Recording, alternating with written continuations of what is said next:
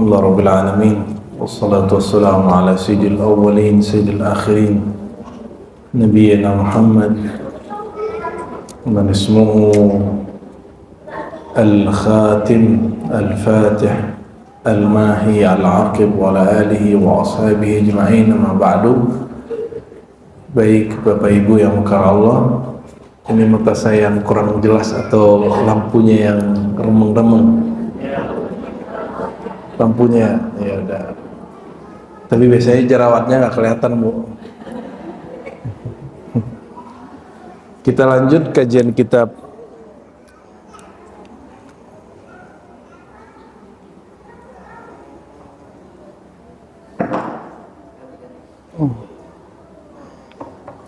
ya, baterainya habis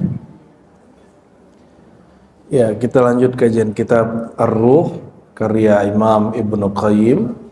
Kajian kitab Ar-Ruh ini bukan kajian kitab tasawuf, ini bukan juga kajian kitab akidah. Ar-Ruh ini walaupun pembahasannya tentang hakikat diri kita, tapi dia lebih banyak membahas tentang riwayat-riwayat yang berkaitan dengan apa yang bermanfaat untuk orang-orang yang sudah meninggal, ya. Dan yang unik dari kitab ini ditulis oleh Al-Imam Ibnu Qayyim. Ibnu Qayyim ini dia lahirnya 691 Hijriah, tapi wafatnya 751, sama dengan Ibnu Katsir barangkali ya, beda-beda tipis waktunya. Ibnu Katsir, Ibnu Qayyim, tapi lebih tua Ibnu Qayyim. Ibnu Qayyim ini berguru kepada tokoh kontroversial di zamannya yang sering kita dengar namanya Ibnu Taimiyah, ya. Ibnu Taimiyah inilah yang menggagas 3 tauhid, uluhiyah, rububiyah, asma wa sifat. Dia wafat 728 dan pendapat ini tidak pernah ada sebelumnya. Tapi ini yang kemudian dianut oleh saudara-saudara kita yang bermanhaj salafi, ya. Ibnu Taimiyah mengklaim bahwa akidah dia akidah salafus saleh, tapi pas kita cek kepada ulama salafus saleh, mereka tidak pernah membagi tauhid jadi 3, ya. Pembahasan ini panjang lebar sudah saya sebutkan dalam buku Teologi Muslim Puritan. Sudah ada PDF-nya, sudah kita wakafkan, ya, sudah kita wakafkan secara secara umum, boleh diambil. Kalau ada yang nyetak nggak boleh dijual, kalau jual ente dosa, karena itu sudah wakaf, ya. Kalau mau nyetak boleh, tak banyak tapi harus dibagi-bagi, karena itu sudah wakaf dari kami, ya. Teologi Muslim Puritan. Nah, murid dia yang terbaik namanya Al-Imam Ibnu Qayyim Al-Jauziyah. Murid-muridnya ngasih gelar Syekhul Islam. Nah, orang mengira Syekhul Islam itu hanya Ibnu Taimiyah, Ibnu Qayyim. Syekhul Islam itu banyak, ya. Syekhul Islam itu lebih dari 1000 ulama yang bergelar Syekhul Islam, ya. Bahkan sezaman Ibnu Taimiyah, Imam Subuki juga disebut Syekhul Islam, Ibnu Katsir juga disebut Syekhul Islam. Banyak sekali yang bergelar Syekhul Islam. Dan sebenarnya mereka tidak suka dengan gelar ini. Hampir semua tokoh itu tidak suka dengan gelar ini. Ala kulli hal, Ibnu Qayyim ini bukan berakidah Asy'ari. Dia tidak aswaja Asy'ariyah seperti Nahdlatul Ulama, Persatuan Tarbiyah Islamiyah Perti, ataupun NW Nahdlatul Watan. Namun dia punya sanad silsilah kepada ulama-ulama terdahulu, dan dia mengklaim bahwa akidah dia sesuai dengan akidah Imam Ahmad bin Hanbal. Tapi Imam Asy'ari juga mengatakan akidahku akidah Ahmad bin Hanbal, seperti yang disebutkan dalam kitab Al-Ibanah, ya. Nah, kitab ini bukan berkaitan dengan ilmu akidah. Ini hanya berkaitan dengan hanya sedikit sekali yang membahas akidah, selebihnya lebih kepada bab apa amalan kita terhadap kematian, orang mati, atau persiapan kita mau mati. Maka judulnya Ar-Ruh fil Kalam ala Arwahil Amwat wal Ahya bid Dalail al Kitab was Sunnah wal Athar wa Aqwalil Ulama. Pembahasan tentang ruh orang yang sudah mati, ya, dan hukum-hukum yang berkaitan dengannya. Tapi perlu diingat, ini tidak berkaitan dengan hukum halal haram. Oleh karenanya Ibnu Qayyim yang sangat keras dalam membid'ahkan hal-hal yang bid'ah, dia tidak keras di sini. Berbeda dengan orang-orang yang bermanhaj salafi hal ini, yang katanya mengikut Ibnu Taimiyah dan Ibnu Qayyim, tapi memasukkan persoalan-persoalan amalan-amalan ketika orang meninggal ke bab halal dan haram, ya. Nah, ini yang akan kita coba eksplorasi untuk mendewasakan jamaah. Jadi jamaah itu beramal jangan hanya ikut-ikutan, tapi ada dalilnya, dan ini dalilnya bahkan tidak hanya dalil, amalan-amalannya dilakukan oleh para ulama terdahulu, lalu dikoleksi, dikumpulkan, kompilasi oleh Imam Ibnu Qayyim yang notabene adalah imam yang bermanhaj salafi. Nah, itu yang paling menarik di kitab ini. Sebelumnya mari kita baca suratul Fatihah. Nah, kalau salafi sekarang nggak percaya Fatihah sampai ke orang mati. Kalau Imam Ibnu Qayyim, Ibnu Taimiyah percaya Fatihah kalau dikirim sampai. Karena dia percaya kita bacakan untuk dia, ya. Ila ruhin Nabi sallallahu alaihi wasallam walil Imam al-Musannif al-Muallif Ibnu Qayyim al-Jauziyah sahib kitab Ar-Ruh al-Fatihah. Bismillahirrahmanirrahim. Ya kana umduyan sin siratal mustaqim siratal ladzina an'amta 'alaihim ghairil maghdubi 'alaihim waladdallin. Amin. Dan perlu saya sampaikan, mungkin kalau kayak anak muda, disclaimer. Kajian kitab ini bukan mencari-cari kesalahan salafi. Saya sudah tidak tertariknya nyari kesalahan mereka. Saya hanya ngaji kitab. Kebetulan ada yang beririsan dengan pemahaman mereka, itu hasil pembacaan kitab ini, dan tidak ada urusan dengan permusuhan mereka. Kita nggak musuhin mereka aja, kita dimusuhin, ya. Apalagi kalau kita cari permusuhan. Dan saya tidak ada hajat bermusuhan dengan siapapun, ya. Walaupun orang emang senang bermusuhan. Kan seneng nih, ya, ngeliat orang tengkar tuh asik, ya. Nah, jamaah-jamaah tuh seneng ngeliat ustadznya jelek-jelekin ustadz lain tuh. Itu jamaah-jamaah syaitaniah namanya, ya. Jamaah-jamaah setan, ya. Tapi berjilbab, berkopiah, berjenggot. Nah, semoga jamaah di sini nggak begitu, ya. Kok seneng ngeliat ustadznya itu jelek-jelekin ustadz lain, itu heran saya. Nah, kita hanya membaca kitab, menjelaskan untuk memperkuat, memperjelas. Jika yang kita amalkan selama ini batil, kita tinggalkan. Jika amalan yang kita kerjakan selama ini hak, ya kita teruskan. Nah, itu targetnya. Jadi tidak boleh ada fanatisme, ya. Tidak boleh ada apa? Fanatisme, tidak boleh ada fanatik, ya. Fanatik itu hanya kepada Rasulullah sallallahu alaihi wasallam. Waqad thabata fi sahih anna al-maita, jadi kata Imam Ibnu Qayyim bisanani al-mutassil ilaihi, waqad thabata fi sahih anna al-maita yasta'nis bil musyi'in li janazatihi ba'da dafni. Di dalam kitab sahih, yaitu Sahih Muslim, disebutkan bahwa orang yang mati senang dengan orang yang melayat, yang mengiringi jenazahnya, atau yang ikut menguburnya setelah dia dikubur. Nah, ini riwayatnya panjang sekali. Kalau saya bacakan Arabnya sangat panjang, tapi kita baca sesanggup kita, ya. Farawa Muslim fi sahihihi.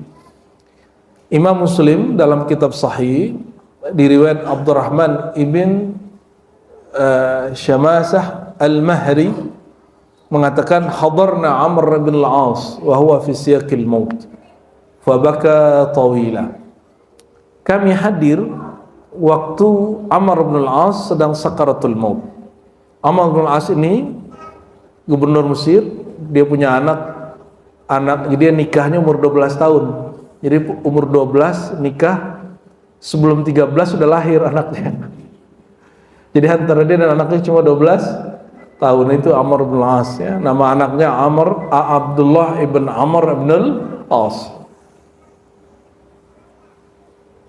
Dia sedang sakaratul maut, fabaka tawila, saat itu dia menangis, wa hawwala wajhahu ila al-jidar, lalu dia menengok ke wilayah, ke bagian jendela.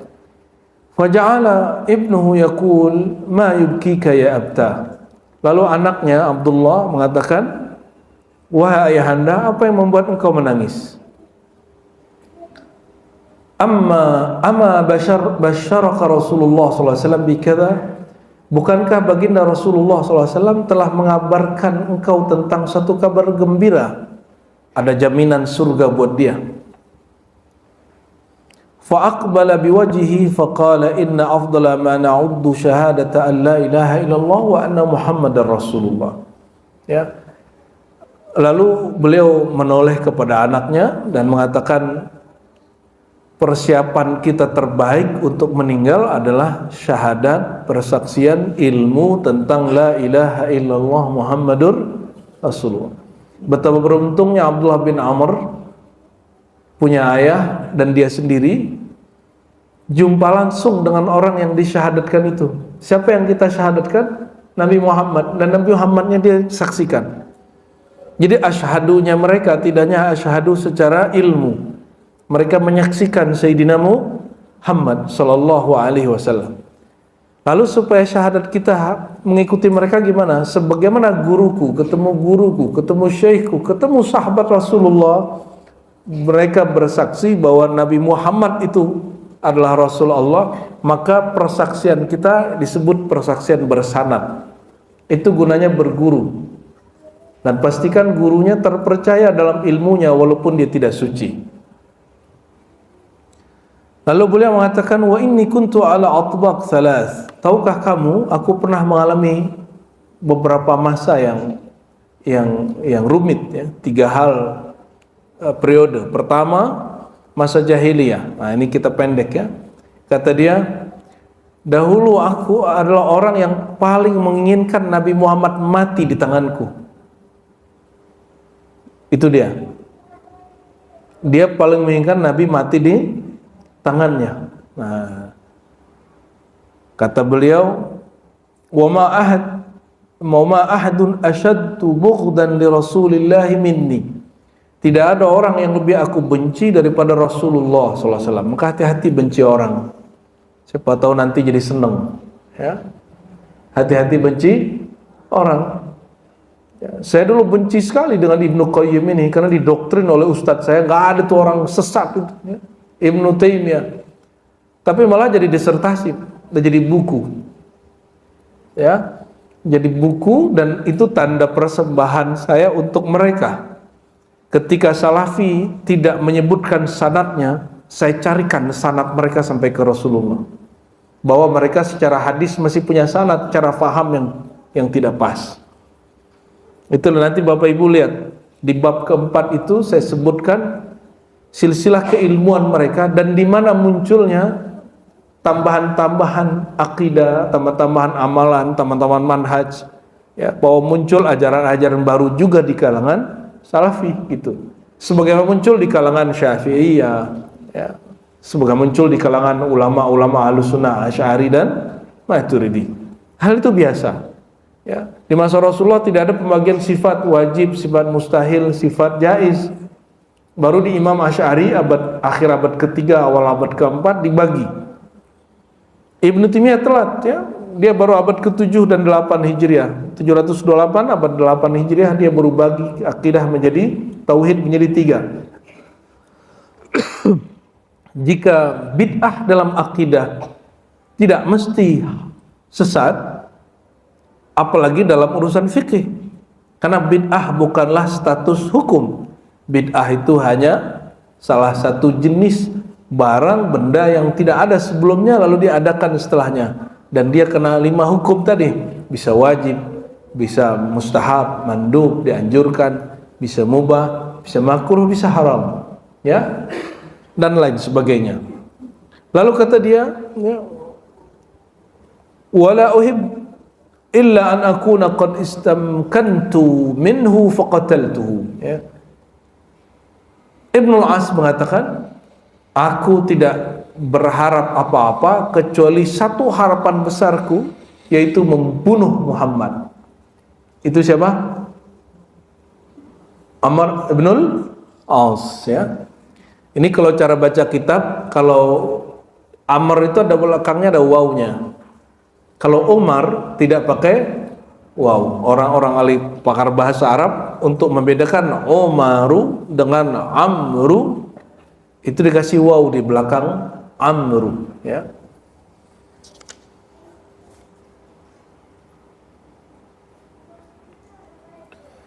Falau mittu ala tilkal halah lakuntu min ahli nar. Seandainya aku mati saat itu, tentulah aku jadi orang yang ahli neraka. Ya. Jadi jamaah-jamaah yang beda faham dengan satu kelompok, satu ustadz yang ingin membunuh ustadz itu, jangan-jangan ente termasuk bagian ini. Ya, kita pikir-pikir lagi. Jangan-jangan kita ini benci orang, ternyata dia benar, ya. Adakah orang lahir berpaham, belajar, dan dia ingin jadi orang sesat? Ada nggak? Hah? Nggak ada. Ibnu Qayyim, Ibnu Taimiyah sama. Dia tidak mungkin belajar ingin sesat, tuh nggak mungkin. Cuma memang Imam Subki kalimatnya, kritik dia terhadap Ibnu Taimiyah keras sekali. Kata dia, ilmu akbar min aqlihi. Ilmunya lebih besar dari akalnya. Keras gitu. Ya. Paham nggak maksudnya itu? Ya, bacaanmu lebih banyak daripada akalmu. Orang yang mereka keracunan ilmu.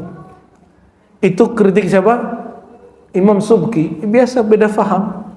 Tapi Imam Subki waktu Ibnu Taimiyah wafat dia baca Fatihah. Karena dia tahu Ibnu Taimiyah, Imam Salafi, tidak menolak bahwa Fatihah sampai kepada orang mati. Ya.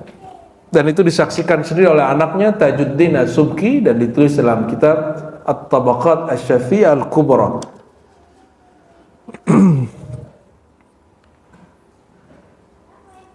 Lalu kata beliau, falamma ja'al al-Islam fi qalbi, tapi Allah mudah sekali merubah hati. Tiba-tiba aku jatuh cinta kepada Islam, aku senang kepada Rasulullah, laqitu Rasulullah. Aku berjumpa baginda Rasulullah SAW. Lalu Rasulullah mengatakan, absid yadak faliubayi'ak, mana tanganmu, sini aku bayat. Lalu beliau basata yaminahu, ya, mengulurkan tangan kanannya, faqala faqabattu yadi biyadi, ya. Aku menggenggam dengan tanganku, ya. Jadi bukan menggenggam, habis dia ulur dia tarik lagi, ya. Dan dia katakan, malaka ya Amr, ya. Diriwayatkan oleh Imam Muslim, Nabi bersabda, ada apa wahai Amr? Ini dia suka bernegosiasi, maka nanti jadi politisi. Wahai baginda Rasulullah, bolehkah aku berbaiat dengan satu syarat? Tapi syaratnya bukan untuk dirinya, dunianya. Kalau kita ini beragama, urusannya nanti rezeki, jodoh gitu, ya. Ya, urusannya hal-hal yang dijamin Allah aja, ya. Bahwa ini nggak bakal dapat, ini bakal dapat. Yang sudah dibagi-bagi Allah kita masih kemudian mencoba bernegosiasi, itu nggak elok. Jadi bernegosiasi itu terhadap sesuatu yang Allah sudah buka. Dalam hal ini Amr mengatakan, aradtu an ashtarit, qala tashtarit madza? Aku minta satu syarat wahai baginda, karena dia ingat dia akan berbaiat kepada orang yang dia paling benci sebelumnya dan dia ingin bunuh. Itu gila nggak tuh? Jadi kalau ada ustadz belum pernah ingin dibunuh orang, ya, apa ada orang yang bunuh dia ngancem doang, itu belum mengalami yang pernah Nabi alami. Ya, tadinya paling benci, ingin hantam dia, malah jadi sangat cinta. Rasulullah itu pernah digituin orang dan jadi muridnya. Bayangkan jika Rasulullah pendendam, Nabi buang itu orang. Maka dikasih syarat, wahai baginda, asyaritu laka syai'an. Aku minta syarat satu saja. Kata Nabi SAW, tashtaridu madha. Nah, ini bahasa lisan. Kalau bahasa fushahnya, madha tashtarid, ya dibalik. Tapi dalam bahasa ngobrol ini boleh dipakai. Apa yang kau syaratkan, wahai Amr? Fakultu ayyaghfirali. Dia nggak minta syarat apa-apa.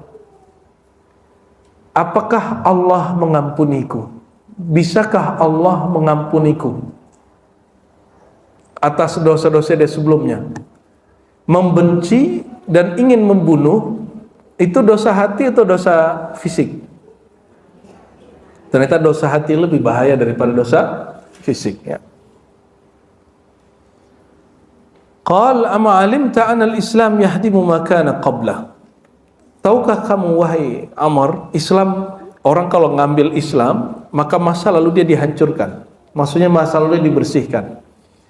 Wa anna al-hijrata tahdimu ma kana qablaha. Yang kedua, hijrah akan menghancurkan masa lalu dia, ya. Dosa-dosa dia masa lalu. Wa annal hajja yahdimu ma kana qablah. Begitu juga haji. Wa ma kana ahdun ahabba ilayya ila Rasulullah sallallahu alaihi wasallam. Ya. Oh, ini salah cetak nih, ya. Wa ma kana ahadun ahabbu ilayya min Rasulillah wala ajal fi aina minhu. Tinggal minnya. Biasa cetakan itu manusia yang nyetak jadi ada kesalahan, ya. Sejak Rasulullah mengabarkan itu bahwa al-Islam menggugurkan, hijrah menggugurkan, amal-amal soleh menggugurkan amal-amal buruk, Rasulullah menjadi orang yang paling aku cintai, ya. Wa ma kuntu utabbiku an amla ainai minhu ijlalan lahu walau sa'altu an asifahu ma ataqtu li anni lam akun amla ainaya minhu. Amr bin As mengatakan, aku tidak sanggup sejak saat itu menatap kepada Rasulullah secara utuh. Saya kan bukan Rasulullah, jadi nggak usah takut natap saya, ya. Amr bin As tidak sanggup menatap Nabi secara lengkap. Ini natapnya pasti sedikit tuh, nunduk atau natap terus agak nggak kuat menahan sinar baginda Rasulullah Sallallahu Alaihi Wasallam, ya. Sehingga beliau mengatakan, jika engkau mintaku untuk menceritakan tentang fisiknya Nabi dan sifatnya Nabi, aku tidak sanggup menceritakan tentang beliau. Ma ataqtu li anni lam akun amla ainaya minhu. Aku tidak sanggup, kenapa? Mata ini tidak sanggup untuk meliputi Rasulullah SAW, ya. Walau mittu ala tilkal hala rajatu an akuna min ahlil jannah. Saat aku memandang Nabi penuh cinta, berharap kemudian cintanya yang menyelamatkanku. Seandainya mati saat itu, masuk surga apa enggak? Pasti masuk surga. Kata beliau, la rajautu an akuna min ahlil jannah. Jika aku mati saat itu, aku berharap menjadi ahli surga. Hanya dengan cinta orang masuk surga. Tobat, syahadat, tobat, lalu cinta. Amr bin As meyakini al-hubbu mahrul jinan. Cinta itu mahar masuk surga. Karena Nabi pernah berkalam, al-mar'u ma'aman ahabba. Seseorang akan bersama yang dicintai. Summa wallaina asya ma adri ma hali fiha, ya. فإذا أن مت فلا تصحبني نائحة ولا نار فإذا دفنتموني, ya. Lalu terjadilah pada dia sampai kemudian dia sekarat. Apa kata dia? Jika aku mati, janganlah ada orang. Ini mantan gubernur meninggal, ya. Gubernur itu dulu bukan gubernur. Gubernur itu statusnya seperti raja. Dia menguasai satu wilayah besar yang sekarang disebut Mesir. Mesir itu sekarang satu negara atau bukan? Jadi dia berarti pernah jadi presiden Mesir, ya. Tapi memang dia dalam pergerakan politiknya dia tidak pro Ali.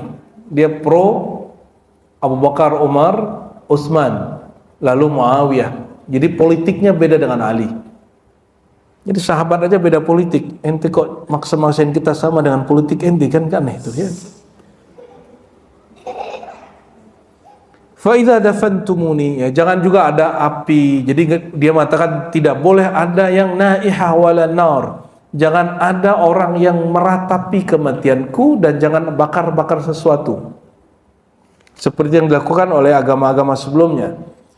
Fa idza dafantumuni, jika kamu menghubungikanku atau menguburku, fasunnu ala turab sinna atau sana, ya, summa aqimu haula qabri qadra ma tanhar juzura wa yanqasimu lahmaha. Ini menarik ini.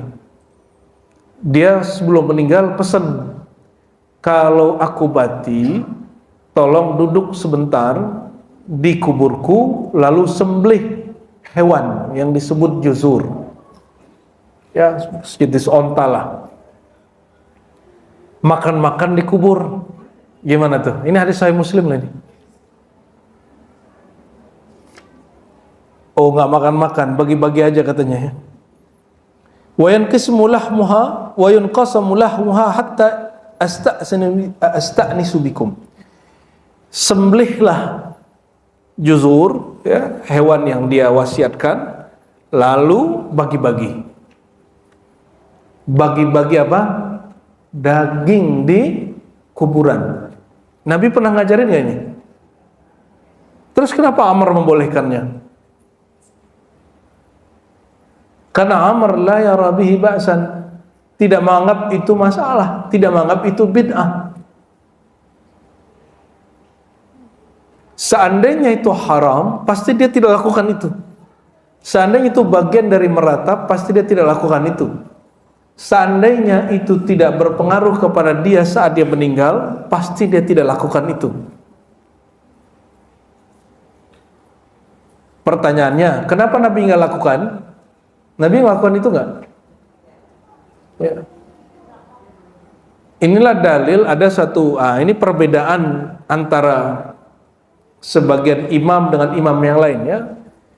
Tapi imam Ahlus Sunnah mayoritas, Nabi kalau meninggalkan sesuatu bukan berarti haram. Bisa jadi boleh, bisa jadi tidak boleh, ya.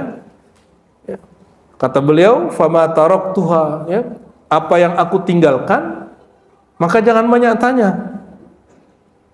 Siapa tahu nanti sebutin hukumnya jadi masalah. Nah, ini juga dalil untuk mengatakan bahwa tidak ada namanya sunnah tarkiyah. Nabi jika meninggalkan suatu, lalu kita ninggalin juga. Jika benar istilah sunnah tarkiyah, itu adalah sesuatu yang Nabi suruh tinggalkan, itu baru disebut sunnah tarkiyah. Kalau Nabi tidak melakukan, bukan berarti Nabi meninggalkannya, ya, apalagi melarangnya. Ini seorang sahabat Nabi, apa wasiat dia? Kalau aku meninggal, duduk sebentar, kalian duduk sekira-kira, nyembelih onta, lalu ontanya dibagiin dagingnya. Itu lama apa sebentar? Nyembelih kambing aja lama, ya, sama bagi-bagi. Berarti lama nggak di kuburan dia? Lama. Apakah ini disebut meratap? Tidak. Hatta asta'nisa bikum wa anzura madza uraja' bihi rusula rabbi. Untuk apa beliau melakukan itu? Sehingga aku senang dengan apa yang kalian lakukan. Jadi ternyata Abdullah bin Amr meyakini orang kalau sudah meninggal bisa memahami apa yang dilakukan orang yang hidup.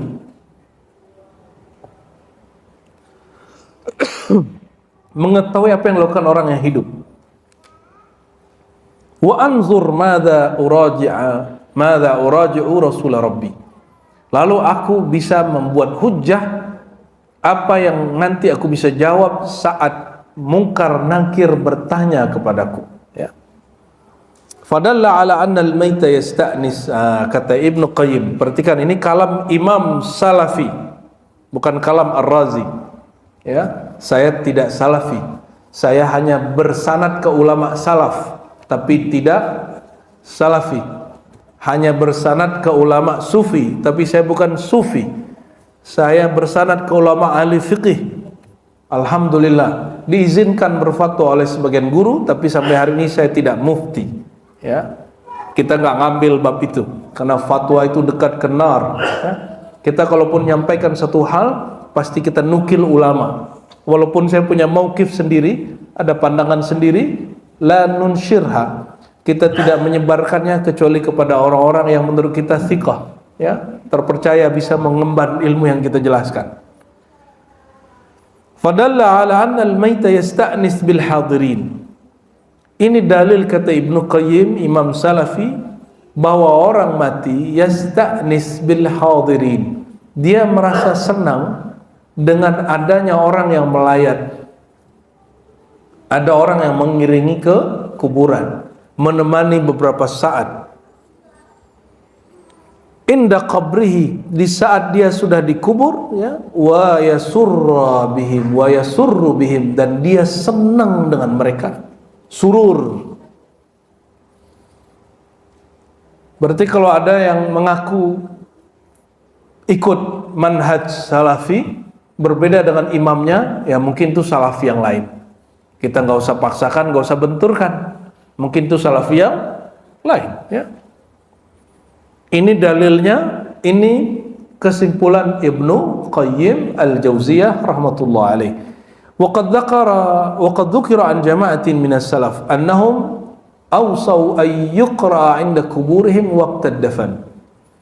Ini perhatikan kalimatnya. Disebutkan dzukira an jama'atin minas salafi. Disebutkan bahwa sekelompok jamaah ulama salaf. Salaf itu siapa? Seorang-orang yang diyakini hidup seabad dengan Nabi, abad kedua dan abad ketiga.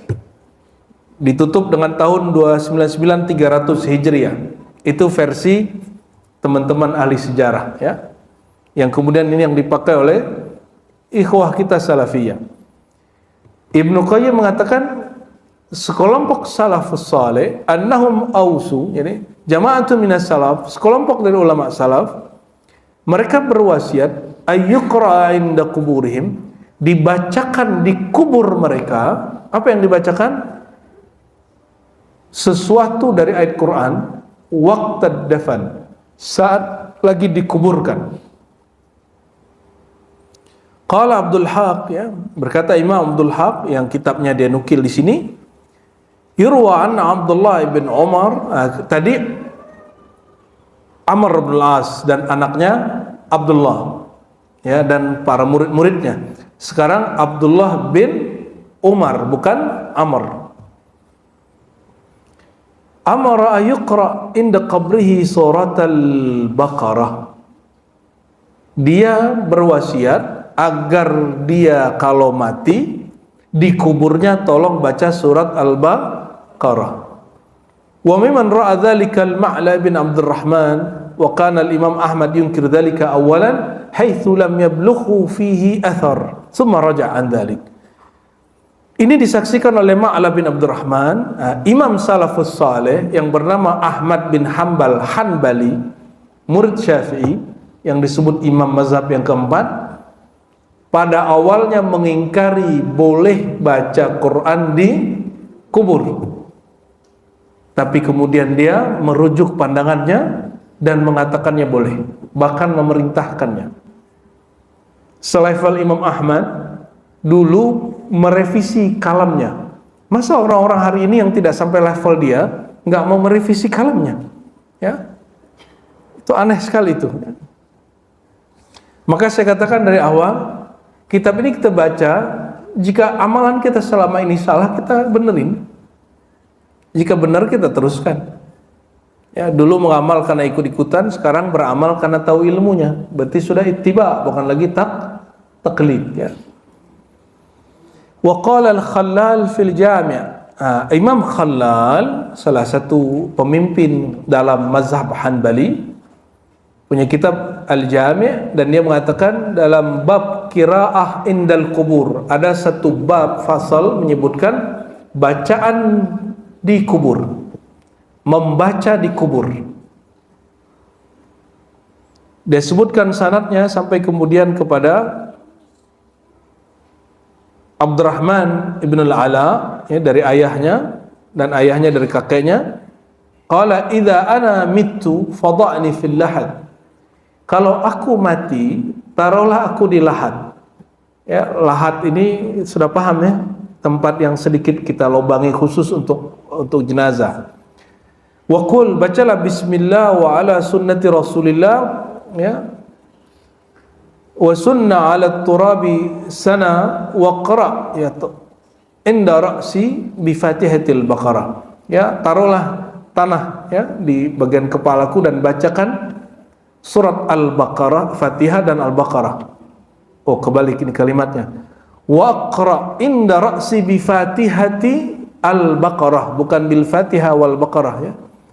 Bacalah di kepalaku pembukaan surat Al-Baqarah.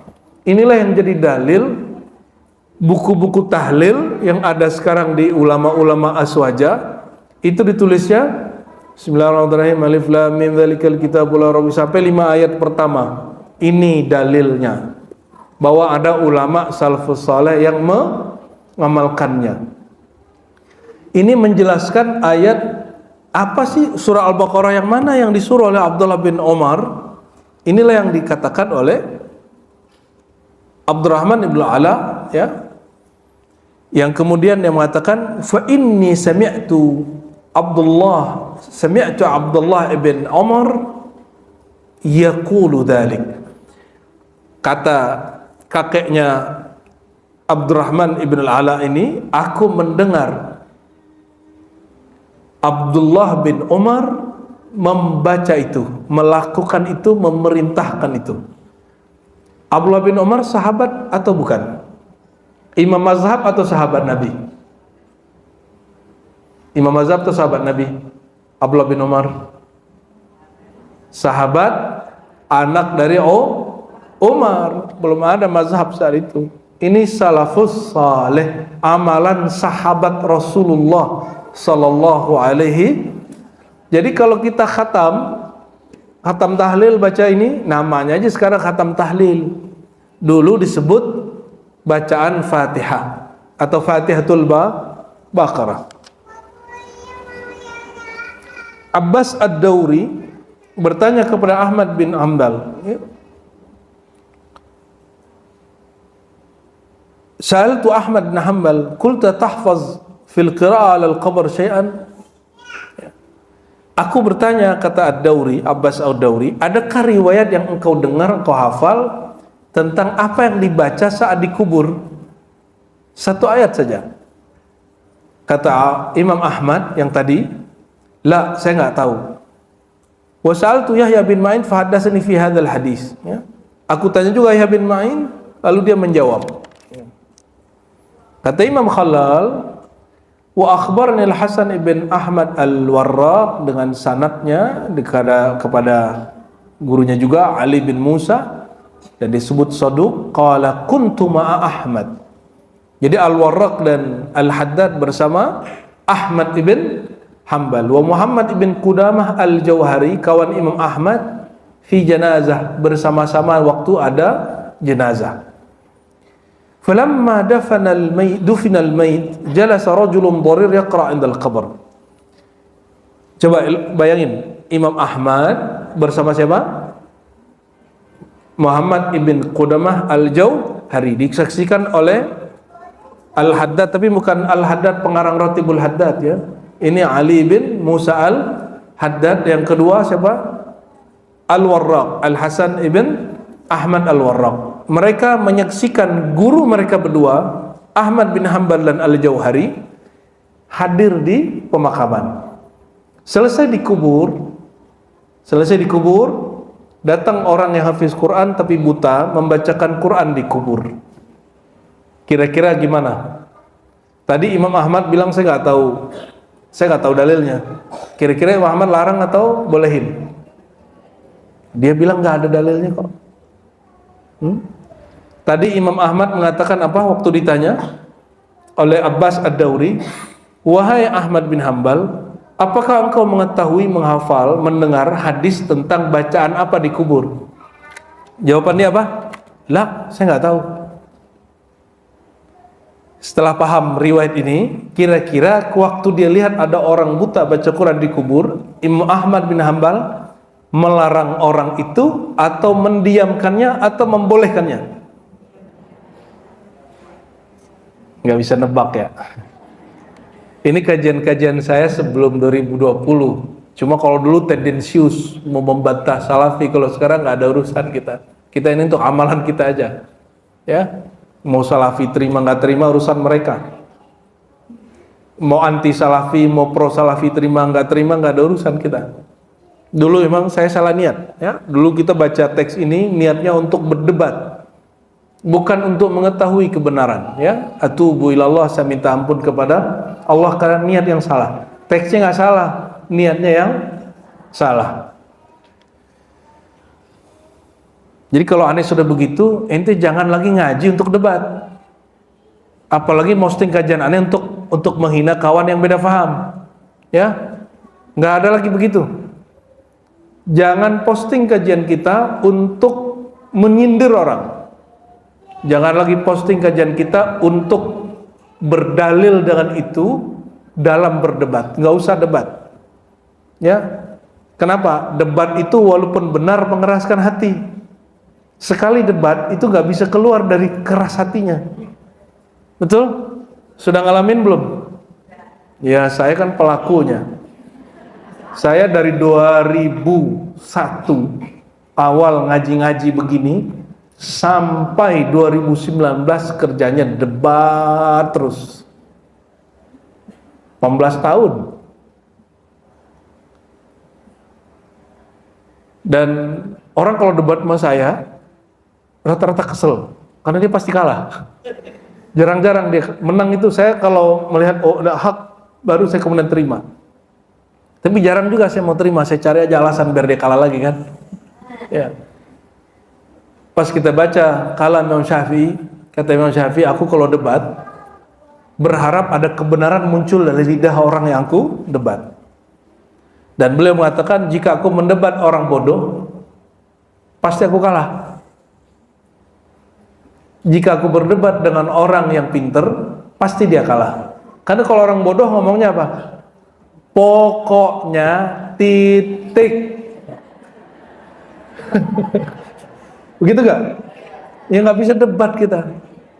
Pokoknya ajaran ulama terdahulu ya begini titik, ya sudah. Sekarepmu. Waduh, paling kesel kalau debat begitu sudah. Kita tinggalin aja, walkout kita sudah. Ya udah, laka ma laka, ya laka ma alaik. Ada beberapa orang yang kita uji dia waktu debat, bacaan dia bohong, langsung saya tinggal. Oh ya sudah, kamu pembohong, saya tinggal aja langsung. Kamu ketemu gak si Fulan? Iya, saya ketemu. Kamu belajar kitab ini? Iya, saya belajar. Padahal kitab itu waktu itu yang megang di tempat saya cuma 2 orang saja. Saya ada guru saya, dia belum ada. Dan dia nggak pernah belajar kitab itu karena dia nggak bisa baca kitab. Dia baru kursus bahasa Arab. Kita tanya, kamu baca nggak kitab ini? Enggak. Wah, berarti aku debat dengan orang yang nggak masuk kategori.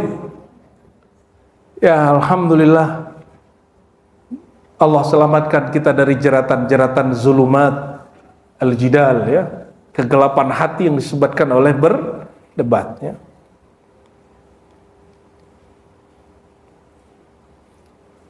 Jadi kira-kira Imam Ahmad ngapain? Imam Ahmad tidak tahu dalilnya, kira-kira dia larang atau dia biarin? Masa Imam Ahmad mendiamkan kemungkaran? Ya. Tapi ternyata ada kemungkaran, dia tidak mungkar, hanya orangnya belum tahu dalilnya. Jangan-jangan orang yang banyak sekali melarang ini dia nggak tahu dalil. Dikasih tahu dalil nggak mau tahu, nah itu masalahnya. Ini yang terjadi pada Imam Ahmad. Faqala lahu Ahmad. Gak mungkin Imam Ahmad mendiamkan kemungkaran yang dia tahu. Bukan kemungkaran yang mutlak, tapi kemungkaran yang sifatnya subjektif. Ya hadza innal qira'ah indal qabr bid'ah. Wah, ini gaya Imam Ahmad begitu. Fulan, dia nggak tahu namanya. Innal qira'ah indal qabr bid'ah. Baca-baca Quran di kubur bid'ah. Siapa yang ngomong? Imam Ahmad bin Hanbal, murid Imam Syafi'i. Di samping dia ada Muhammad bin Qudamah al-Jauhari. Falamma kharajna minal maqabir, kata Al-Haddad dan yang kedua Al-Warraq, ketika kami keluar dari kubur, tiba-tiba Muhammad bin Qudamah dia samperin Ahmad bin Hanbal. Ya Abu Abdullah, wahai Abu Abdullah, ini sapaan untuk Ahmad bin Hanbal. Ma taqulu fi Mubashshar Al-Halabi? Menurut kamu si fulan bernama Al-Halabi ini orangnya bisa nggak diterima riwayatnya? Kata Imam Ahmad bin Hanbal, thiqah, orangnya terpercaya, boleh diterima riwayatnya. Qala katabtu anhu syai'an.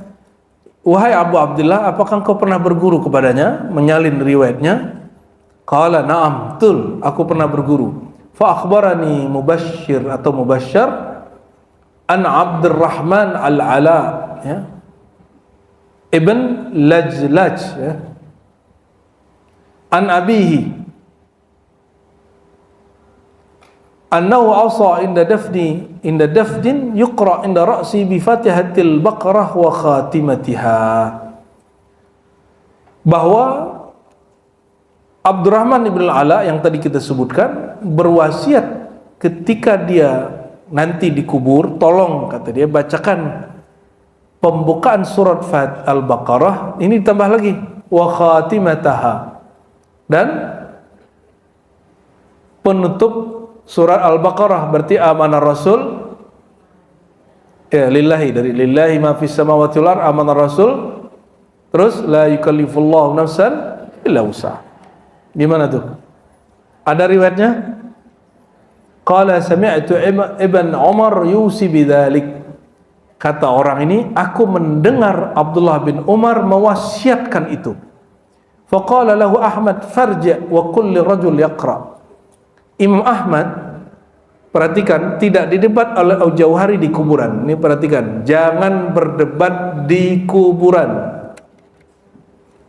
Kalau mau berdebat di mana? Keluar dulu dari pemakaman.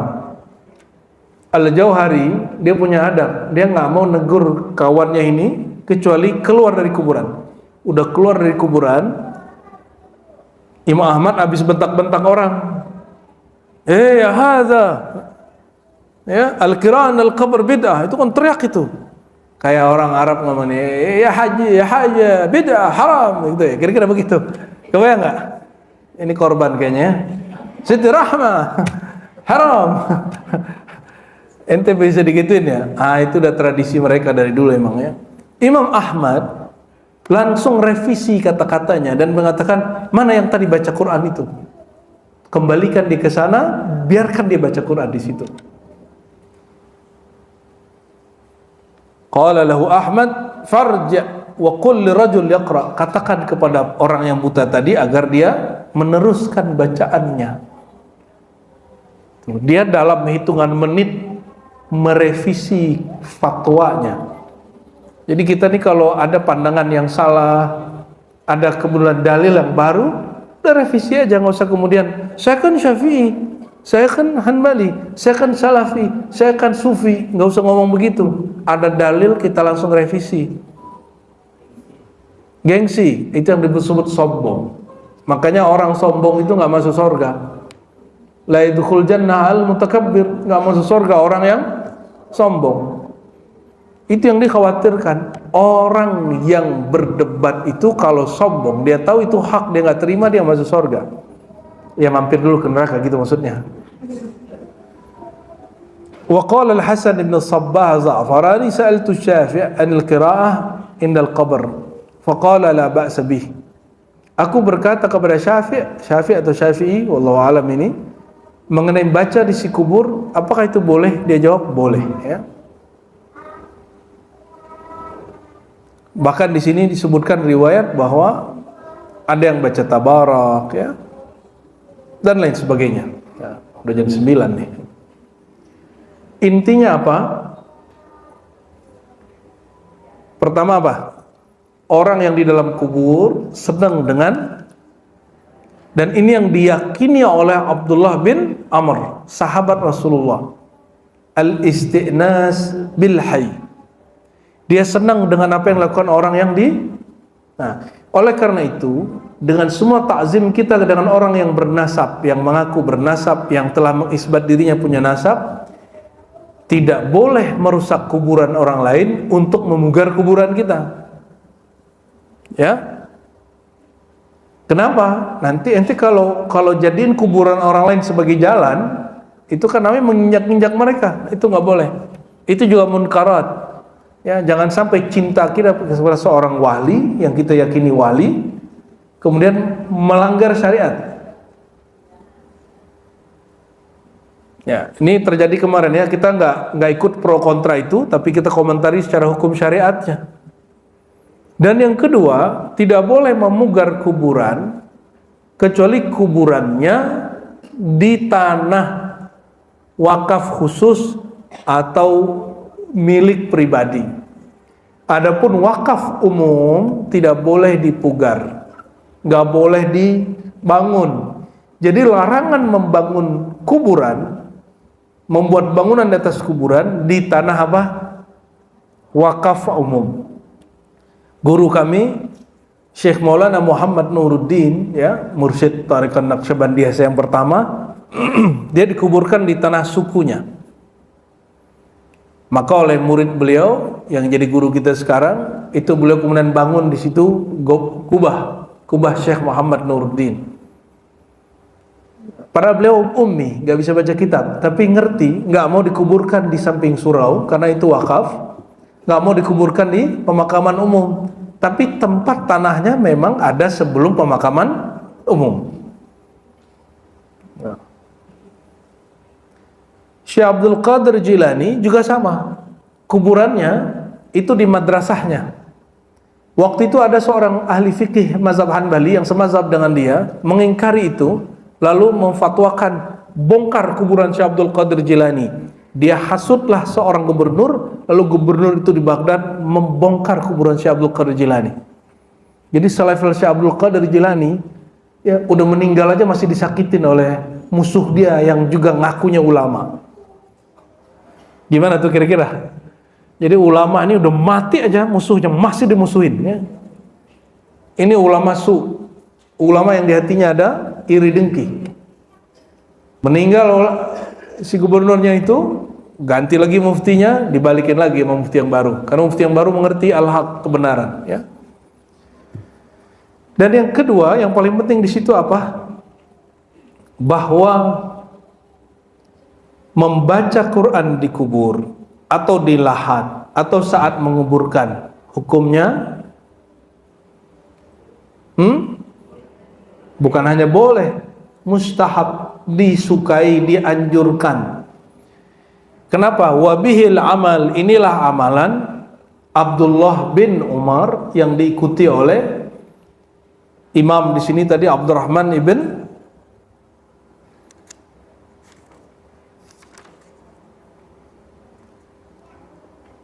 Al-Jauhari, ya. Di sini ada Al-Jauhari, Mubashir Al-Halabi, Abdurrahman ibn Al-Ala. Nah, mereka mengamalkan itu dan semuanya ulama salafus saleh. Dan ini ditakrir kemudian, ditetapkan kemudian oleh Imam Ahmad menjadi mazhab dia.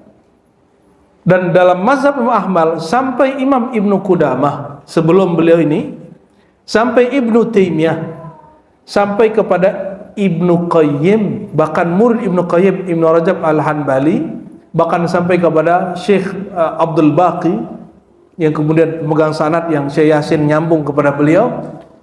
Dan sampai hari ini mazhab Hanbali tidak pernah lagi melarang orang baca Quran di kubur.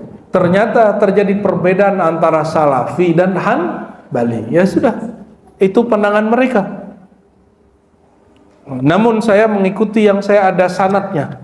Sanad kita nyambung ke mazhab Syafi'i, juga nyambung ke mazhab Hanbali. Ya, alhamdulillahirabbil alamin. Dengan ini tradisi baca Quran jangankan di rumah, di kuburan aja boleh. Ya. Adapun tentang harinya 3 hari, 7 hari, itu nanti ada riwayat lainnya. Sabar, di sini ada lagi.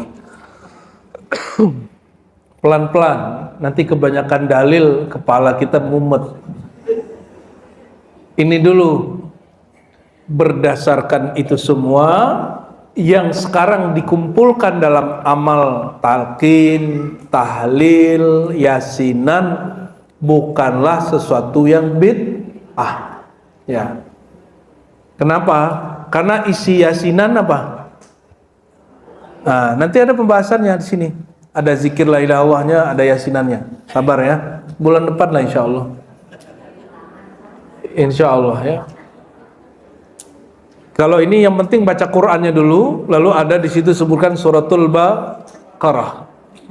Ya, surat Al-Baqarah itu mah belum keren, nanti ada lagi seluruh Al-Qur'an. Jadi tidak hanya ayat-ayat tertentu, bahkan seluruh Qur'an. Iya, Imam Ahmad itu waktu meninggal, itu orang berhari-hari khatam Quran di kuburannya. Sebab dia tidak lagi mengingkari hal itu. Jadi kata beberapa ulama, kami nggak bisa masuk ke kuburan, pemakaman kuburan Imam Ahmad. Kenapa? Sampai 7 hari lebih, itu nggak pernah sepi orang khataman di tempat Imam Ahmad bin Hambal. Kami nggak bisa masuk. Saya baru paham kejadian itu ketika melihat kuburan Gus Dur. Gus Dur ini kan nggak pernah sepi. Padahal disebut ulama zindik sama orang kan, dan saya bersyahadat dulu, aku bersaksi Gus Dur kafir, zindik, munafik. Astagfirullahaladzim. Ternyata dia seorang kekasih Allah ya, yang sampai hari ini nggak pernah berhenti kecuali pas sholat. Pas sholat ditutup. Dulu kalau nggak buat begitu, ya pesantren Tebu Ireng itu orang sholat aja masih ada yang ziarah. Nah, disitulah terjadi munkarat, kemungkaran. Ada sholat jamaah, dia malah ziarah. Ya. Seakan-akan ziarah lebih penting daripada. Padahal kalau secara hukum fikih masih masuk. Apa itu? Siapa tahu yang ziarah itu sedang jamak qashar. Kan bisa aja kan? Cuma kan kita mazhabnya mazhab su'uzzanniyah. Ya, itu mazhab ente, masalahnya di situ ya. Nah, ini barangkali ngambil berkah dari riwayat ini. Jadi apapun yang kita amalkan selama ini sebenarnya ada dalilnya, ada ulama salafus soleh yang mengamalkannya. Nggak berat kan? Aneh nggak ngaji Nur Muhammad, nggak ngaji Hakikat Ahmad, Tajalli, Tadalli, Mazhar kan nggak bahas. Nggak ribet ya? Tetap aja ngantuk. Ya. 1-2 ada yang ngantuk. Oke Ustaz, cukup? Nggak ada diskusi? Nggak ada pertanyaan? Oke, alhamdulillah.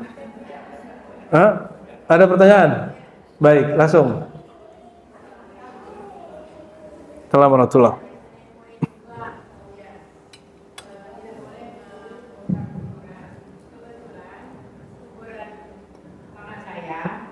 Itu di pinggir, kemudian orang membuang sampah di situ, sampah segala macam ya. Jadi akhirnya karena kuburan orang tua kita di tempat sampah, akhirnya dipindahkan ke sana. Bagaimana itu ya? Oh, memindahkan kuburan ada hukum sendiri. Itu bagus. Kalau memindahkan ada maslahatnya malah bagus. Jadi naqlul maqabir ya. Memindahkan kuburan salah satu hal yang boleh dilakukan jika ada hajatnya ya. Namun ada kejadian banyak ya di Singapura itu, saya nggak tahu sahih atau tidak. Ini tanda-tanda emang harus selesai ini. Di Singapura itu ada Habib siapa di Singapura? Habib Nuh. Ya, itu mau dipindahkan. Nggak bisa. Nggak tahu apa kejadian pada orang yang bikin proyeknya. Itu kejadian tidak hanya sekali dua kali, terjadi juga pada masa coba lihat.